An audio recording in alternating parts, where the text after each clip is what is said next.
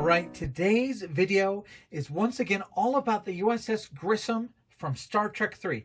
This is an all-new model kit being put out this winter by Polar Lights. It's 1/350th scale, and that's going to end up about 14 inches long for this model.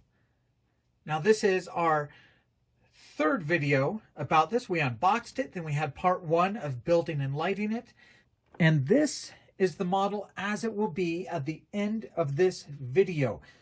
Fully built, almost all painted, and lit. Now, in the first part of the build video, we had put lights in the dome and the saucer and the platform. We had worked on the nacelles. The one thing we hadn't worked on this top assembly were these fins. So as we start off this video, we're going to go back in time to the end of that video. We're going to start off with these fins. We're going to paint the saucer, platform, and nacelles. Then we're going to move on to looking at the sensor pod, putting lights in it, completing the assembly. Then we're going to do some airbrushing and masking to finish off the paint. So let's start off and let's look at these fins first. The back part of the nacelle, kind of the layered section, is done in three parts. You have the two halves, but then you also have an insert to fill in the back side. So this gets glued in to one side like that, and then you'll sandwich it just like that. I have the assembly and gluing done for the saucer, the platform, the nacelles. Now, coming up with light blocking, pretty darn easy to mask off all the sections that have windows. So before I put in the clear inserts, everything under here, I airbrushed white. You can see the airbrushing white has come out a little bit further. So now that I airbrush, I'm going to not even have to get real close to this taped off place. Down here where those navigation beacons are, I've put the tiniest little dot of masking tape on all of those. So those should be pretty easy. I taped off the entire back deck, taped off the impulse engine. And then on top, I've done masking tape on these navigation beacons. And here, I ran my masking tape right up to this grid line. That should let me airbrush this bottom seam without coming anywhere close to the windows. And once again, this entire dome was airbrushed to its final color before I put in the window inserts. Back here, these big clear parts, I believe they're only supposed to have just the last navigation beacon lit. So I'm going to just mask off that little beacon, black out the rest of it, and then put on its final color. Now we've turned the lights on so we can see where our light leaks are, and we can go over those with a very dark color of paint.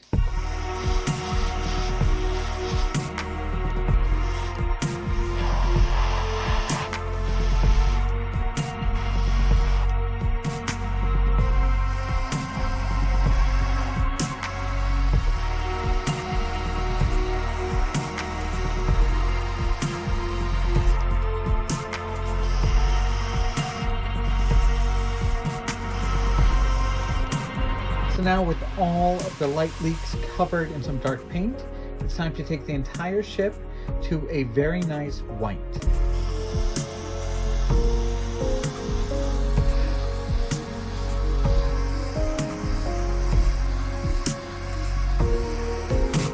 Now, I want to get close to this to get the seam, but I don't want to go up to the masking. I don't want to build up any hard lines there.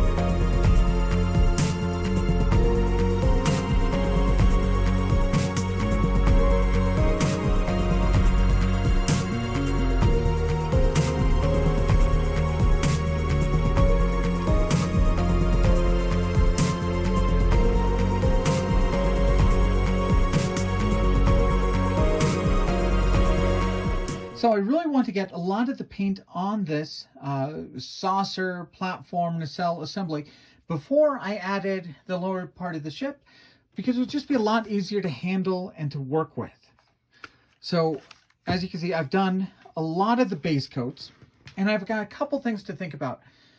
The first observation I have is, as I masked right up to this grid line, those extra layers of paint made this grid line a lot harder to do the wash. They just filled up that grid line a little bit more. So you can see the wash did a great pin line on most of the parts. Where I had those extra coats of paint, it did not do as well. But overall, I really like the look. And I'm thinking I'm going to have to do a pin line wash or pin wash on these grid lines for the top of the nacelles. And the reason why is there's a decal, I believe, that's going to go across here to represent the grid lines on the side of the ship through black lined decals. So if I'm going to have black lines representing panel lines here, I might as well do a black wash on the panel lines up here. Now, the wash is still drying on these, but I think I really liked them more when it was just blue without the wash to bring it out, the darker lines. And if you look at the pictures of this studio model, they really do have black lines inside the fins. But I think on this scale, it just makes them far too dark. That'll be a little bit of work to clean up if I decide to go that way. But I do think I liked it a bit more when it was just blue. All right, now that I have most of that set, it's time to look at the lower sensor pod for the ship. All right, for the lower sensor pod, we have some really simple construction, but it's nicely done. So we really just have 5 pieces plus 1 alternate piece for the lower sensor pod. So this is the top deck and some gluing points for the pylons. All right, now it's really nice that this was not just done as part of the 2 halves, leaving you with like a terrible seam across the middle. This is just a wonderful, smooth, big surface done in one piece, and this fits in between these 2 halves. Now, I want to get these glued together, make sure all the seams look good before I light block it from the inside. So we'll end up gluing these in place. And this part just fits in right here. We'll glue this tight closed around it. That's a very nice look. And on the back, we have just this piece. It's going to fit in right back here. Now, it looks like on some of the Next Generation episodes it featured a ship of this class. Just to differentiate it, they did a solid plug instead of this piece. So if you're doing a Next Generation version, you'd use this. I'm doing Star Trek 3, so I'm going to use this piece. I'm going to glue all of these together, make sure the seams look good. Then I'm going to start light blocking it from the inside. All right, as we come up on the last few parts of the build, we have about 7 clear inserts to put in, just like the ones on the top of the ship. Most of these have a real big base to catch the light. So you can see how much of this sticks up into the ship. And you can see it also has a very nice curve along the back to help it fit within the ship. So this top part gets 2 clear parts, one in the front, one in the back. So that'll provide just a couple beacons right on the bow and on the stern. And here are the kit parts for the front navigation lights. I've sprayed them with clear green and clear red here.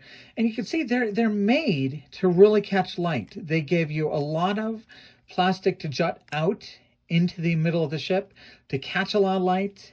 You can see it just captures the light. It glows just fine. The kit parts are really nice.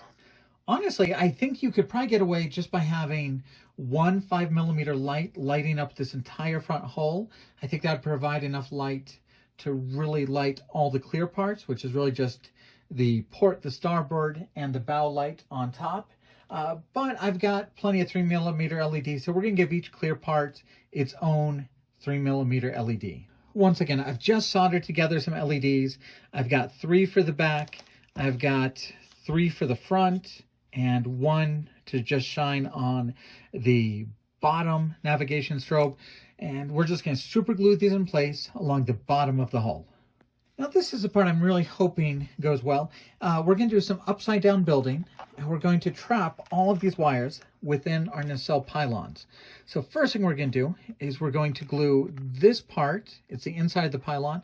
It's got the tabs to glue it to the top of the platform. We're going to glue this in place, and then we're going to glue these wires down right in that channel.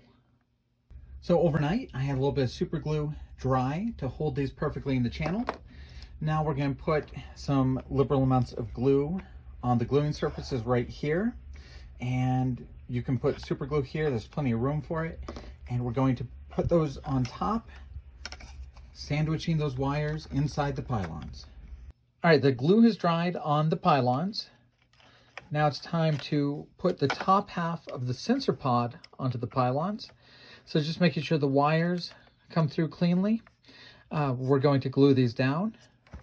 You can see there is a fairly big gluing surface here for those tabs on the pylons.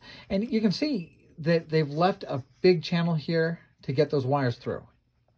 Now, all of the LEDs in the top half of the ship are all joined together just to this tail.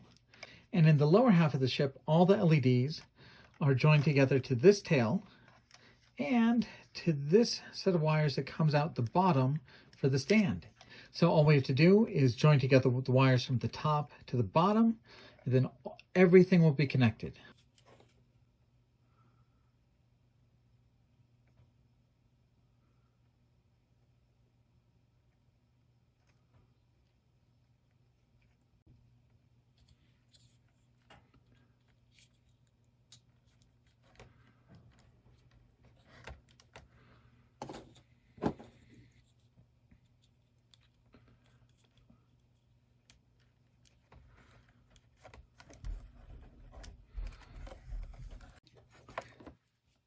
Now the heat gun and the heat shrink tubing is actually one of the more dangerous parts for the model, because if you aim this the wrong way, you can absolutely warp the plastic of your model kit. So it's a little hard to see in the video, but I really am aiming it away from all the plastic except for this heat shrink tubing.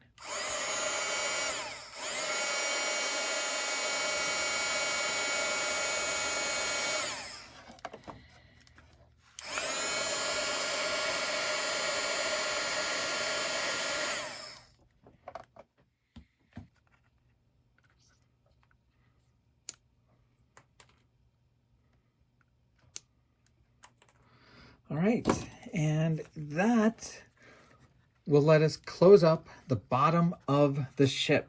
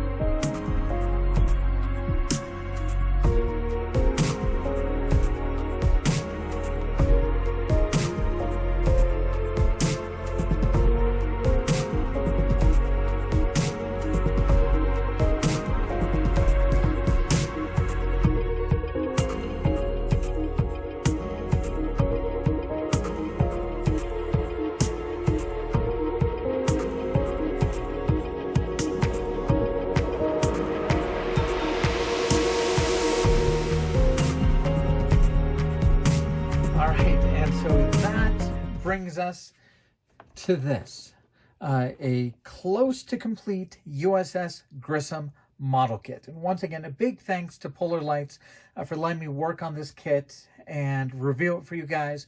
And hopefully you guys are able to see a bit of what goes in to making this kit. Already, I can tell you it probably deserves more than just a 2-week build like I'm doing. It really deserves somebody who can spend a lot of time really getting this ship to where it deserves to be.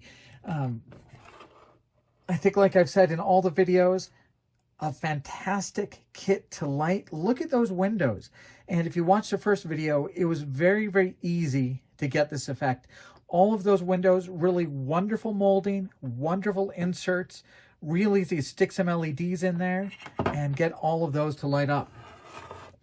Really nice clear parts for the beacons and really nice molding for most of these panel lines. There's a shot of the lights for the lower part of the saucer. Another one of those navigation beacons. Really, it's been really enjoyable working on this, and I'm really excited. The next video, after I clean up a few of the seams that are still on the model, the next video is going to be decaling the ship and then size comparisons with other 350th scale ships. Of course, we're going to compare it to the refit and probably the 350th Bird of Prey. So those videos should come out within the next week. Thank you guys for following the channel. Thank you for following the builds. We'll be back soon.